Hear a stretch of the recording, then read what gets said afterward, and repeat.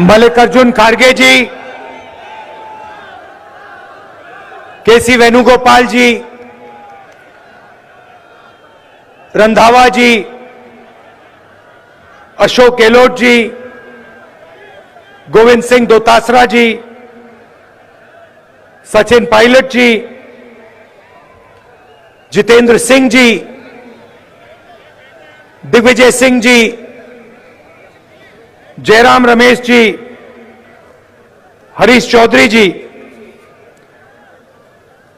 Congress party के हमारे सब प्यारे नेता, स्टेज पे वरिष्ठ नेता, बाकी हमारे नेता भाइयों और बहनों,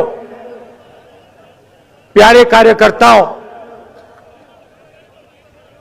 प्रेस के हमारे मित्रों, आप सबका यहां बहुत बहुत स्वागत, नमस्कार।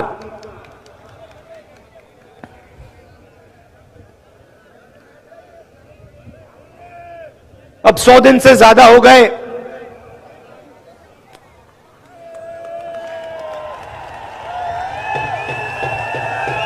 देखो, आपने बात याद दिला दी। मैं कुछ और कहने जा रहा था, आपने डाइवर्ट कर दिया। ये जो आपने किया, देखिए भैया, उनसे बात कर रहा हूं। पुलिस जी, जो आपने अभी ये किया ना, इसने मेरे दिमाग को थोड़ा डाइवर्ट कर दिया। मैं पहले कुछ और कहने जा रहा था, अब दूसरे रास्ते से निकलेंगे। यात्रा अब 100 दिन से चल रही है।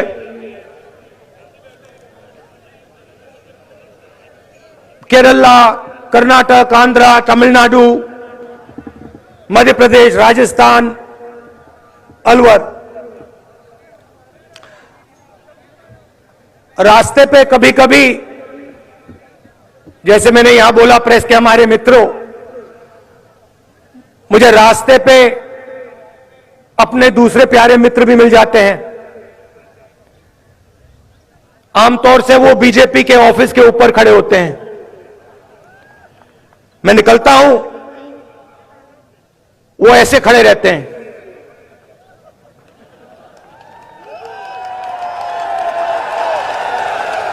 और मैं क्या करता हूं, मैं देखता हूं, पहले मैं उनसे यूं करता हूं, हाथ ऐसे रखते हैं।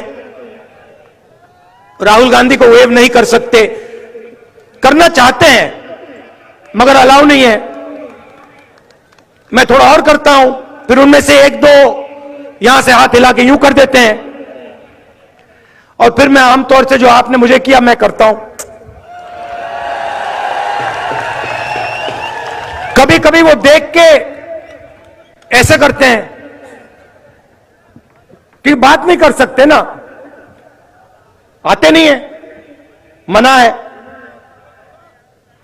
मैं नफरत नहीं करता उनसे, विचारधारा के खिलाफ लड़ता हूं, मगर वो अच्छे लगते हैं मुझे, सारे जीव अच्छे लगते हैं। तो कभी कभी वो यूं करते हैं, मतलब क्या कर रहे हो तुम, क्या कर रहे हो? कन्याकुमारी से लेकर श्रीनगर जा रहे हो। उनके नेता कभी कहते हैं राहुल गांधी क्यों चल रहा है। ये मेरे दिमाग में था, थोड़ी देर के लिए मैं सोच रहा था, ये मैं कर क्या रहा हूं? पैदल चल रहा हूं, लोगों से मिल रहा हूं, गले लग रहा हूं, क्या कर रहा हूं? और जवाब मिल गया।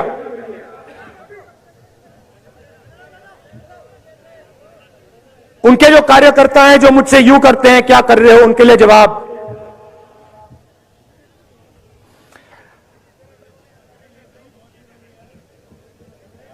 नफरत के बाजार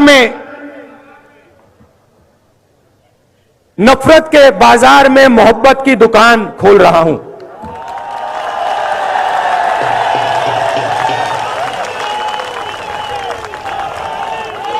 आप मुझसे नफरत करो, आप मुझे गाली दो, यह आपके दिल की बात है। आपका बाजार नफरत का, मेरी दुकान मोहब्बत की। और और मैं सिर्फ अपनी बात नहीं कर रहा हूं, यह मत सोचिए कि यह सिर्फ राहुल गांधी बोल रहा है। यह पूरा का पूरा जो संगठन है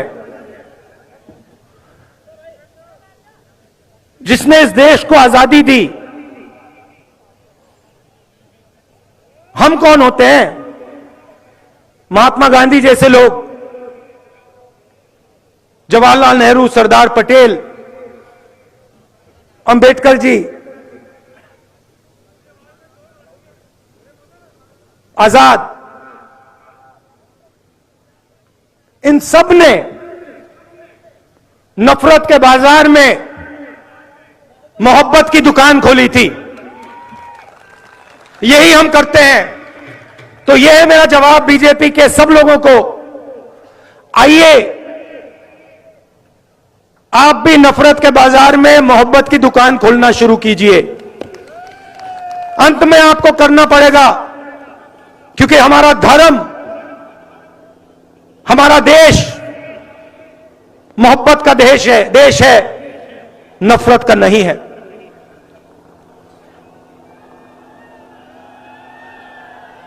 चलते हुए बहुत सारा सीखने को मिलता है। कई चीजें अच्छी लगती हैं, कई चीजें इतनी अच्छी नहीं लगती हैं। तो शुरुआत में सरकार की प्रशंसा करता हूं। शायद देश में सबसे बेहतर स्कीम गरीबों के लिए राजस्थान में है।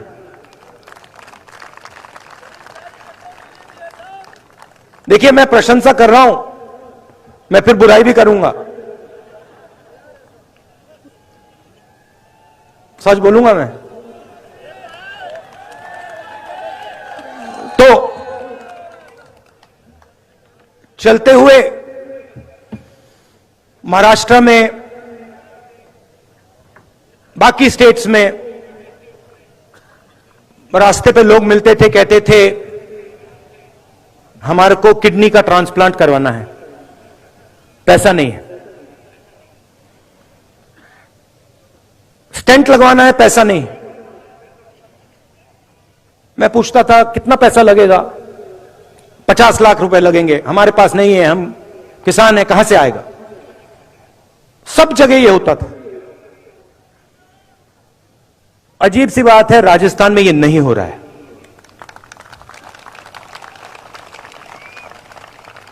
कल पहली बार 2 लोगों से मिला। एक बच्चा इतना बड़ा, उसका कॉक्लियर इंप्लांट हुआ था, और एक व्यक्ति जिसका किडनी ट्रांसप्लांट हुआ था।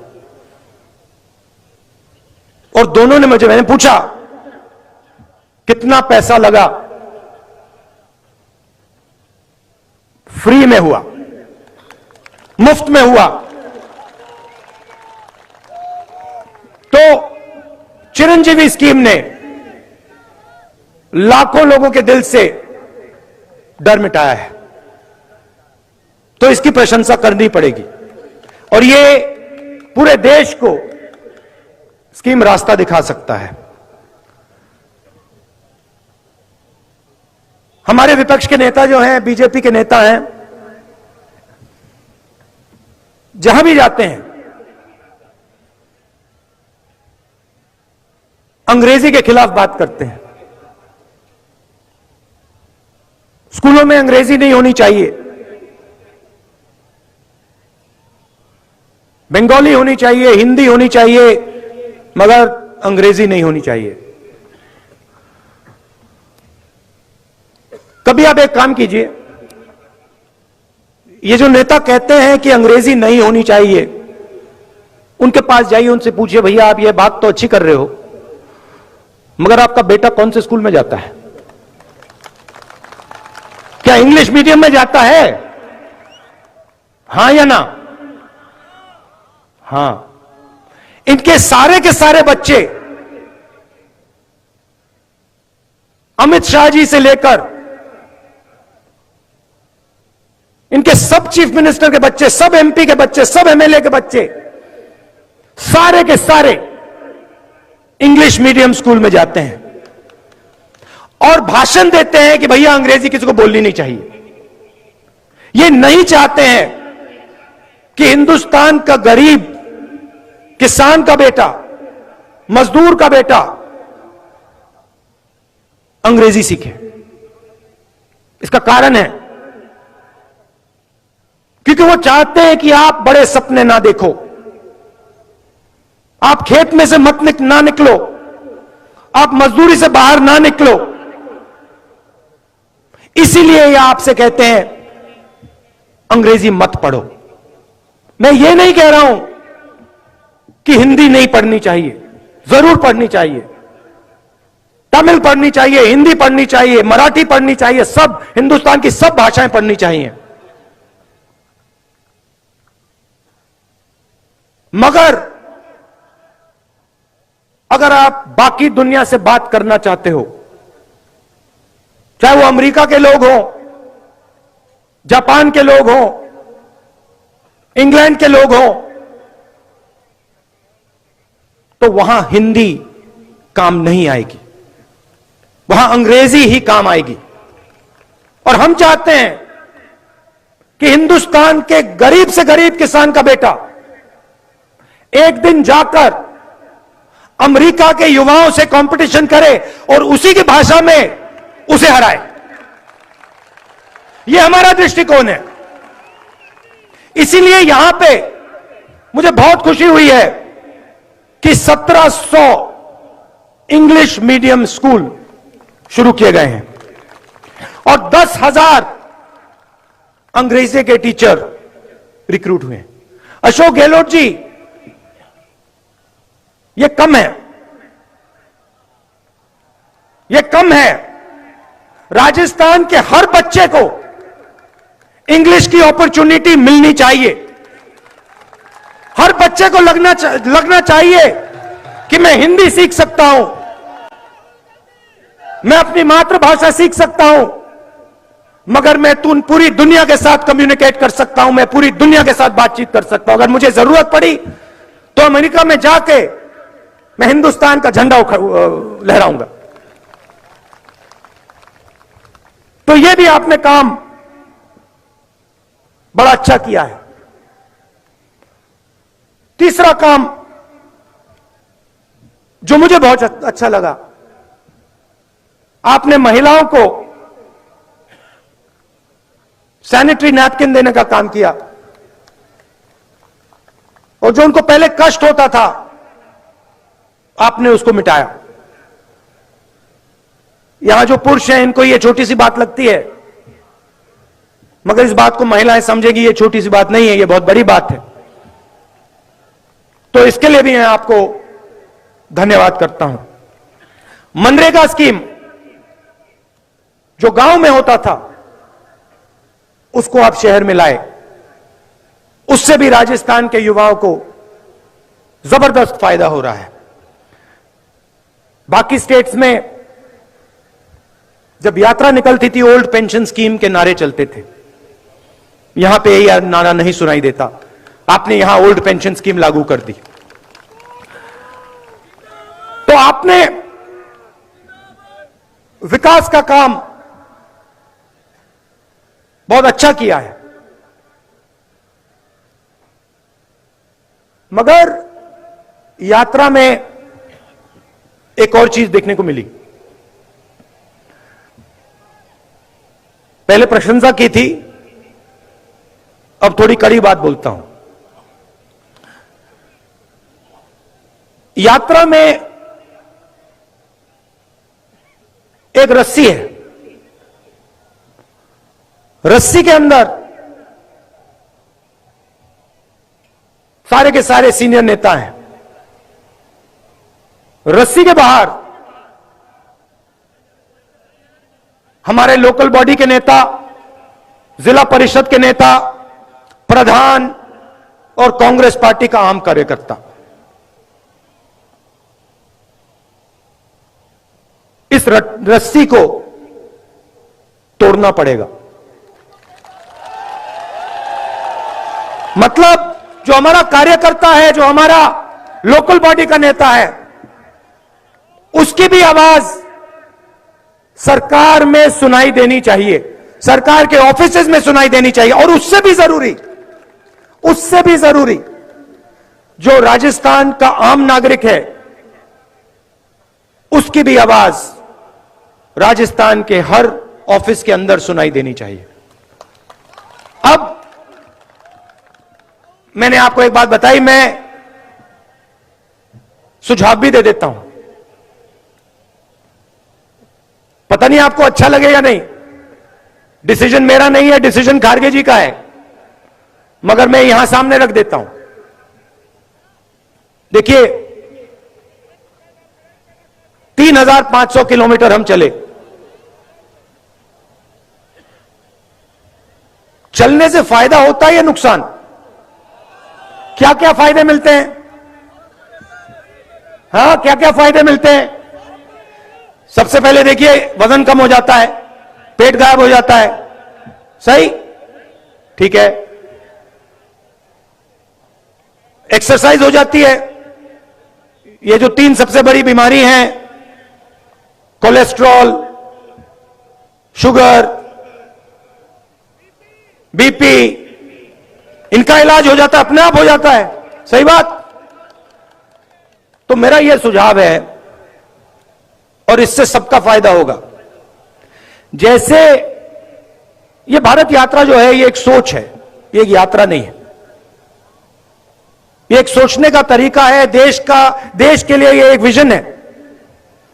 तो मेरा सुझाव यह है कि जैसे हम कन्याकुमारी से कश्मीर तक चले, वैसे महीने में एक बार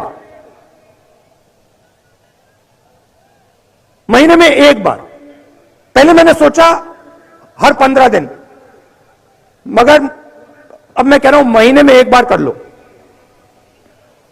राजस्थान की पूरी कैबिनेट राजस्थान के सड़कों पे चले। आपने दिखा दिया है कि आप 25 किलोमीटर चल सकते हो। 25 किलोमीटर चला है सबने। मैं कह रहा हूं 25 मत चलिए, 15 चलिए। हर महीने एक दिन चुन लीजिए। आपके 30 मंत्री हैं, 33 डिस्ट्रिक्ट हैं, एक मंत्री को एक डिस्ट्रिक्ट दीजिए, 15 किलोमीटर चलाइए, जनता के बीच में डालिए, सारे के सारे। ये देखो, मजा आया ना। इसमें होता क्या है, मैं आपको बताऊं। इसमें होता क्या है, आदमी छुप नहीं सकता। अब देखिए, मेरे पास लोग आए, कहते हैं राहुल जी, हमारे गांव में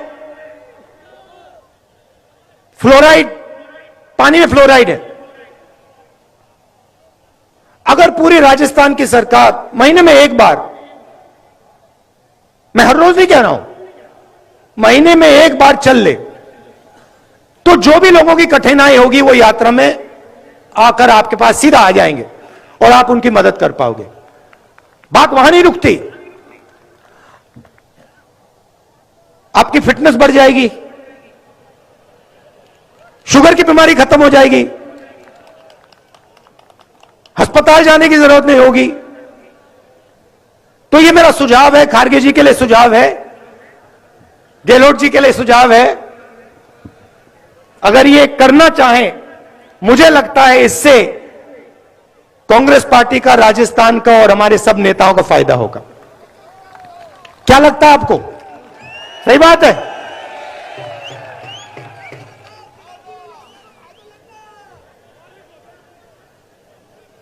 आपने यात्रा में, अभी आपने कहा जयराम, अब किसी ने कहा कि तकरीबन 3000 किलोमीटर चल लिए हैं। मैं आपको बताऊं, मुझे पता भी नहीं लगा। आप देखिए, मेरा चेहरा देखिए, जितनी थकान कन्याकुमारी में थी अभी है, तो मुझे थकान ही नहीं हो रही, मुझे मजा आ रहा है, अच्छा लग रहा है। और थकान क्यों नहीं हुई? कि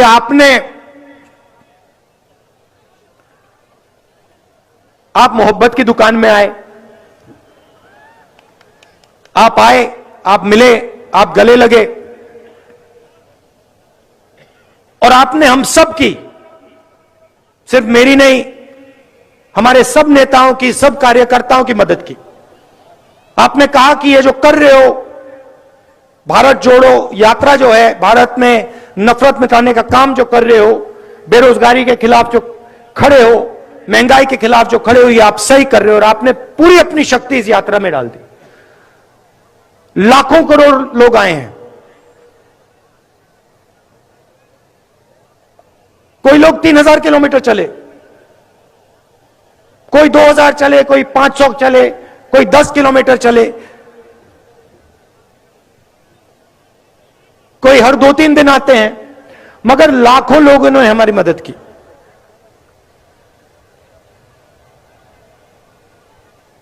हर रोज 6-7 घंटे हम चलते हैं। आज मेरा भाषण थोड़ा लंबा हो गया, मगर आमतौर से हम 7-8 घंटे आपकी बात सुनते हैं, किसानों की बात, मजदूरों की बात, और फिर 15 मिनट हम आपकी बात रखते हैं। 2 चीजें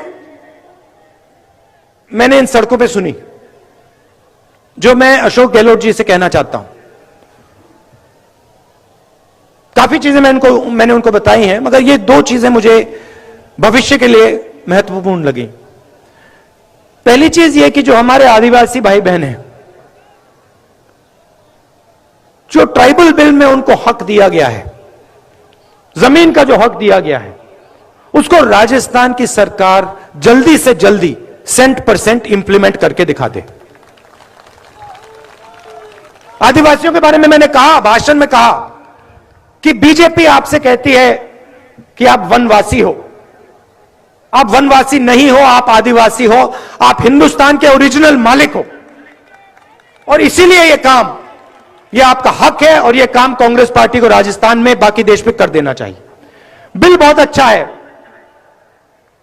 बहुत लोगों को फायदा मिला, मगर लोग अभी छूट गए हैं और उनकी मदद होनी चाहिए। और दूसरी बात, 21वीं सदी में जिसको हम गिग वर्कर कहते हैं, जो उबर चलाते हैं, ओला चलाते हैं, जोमेटो के लिए काम करते हैं, जो डिलीवरी का काम करते हैं, छोटे छोटे काम करते हैं, उनके बारे में हमें सोचना है।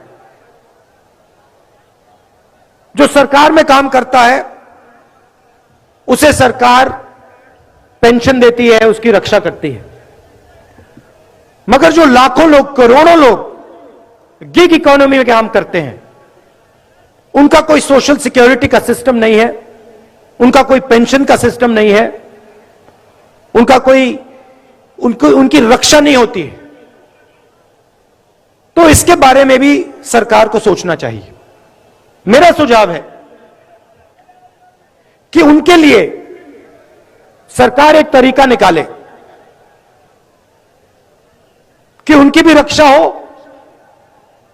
उनको पेंशन जैसे सुविधाएं मिले, और जो लोग उनके काम का फायदा उठाएं उनको भी फायदा मिले। एक बार फिर आप सब आए, दिल से मैं आपका धन्यवाद करना चाहता हूं। और जैसे मैंने कहा, आप सब नफरत के बाजार में मोहब्बत की दुकानें खोलिए। धन्यवाद।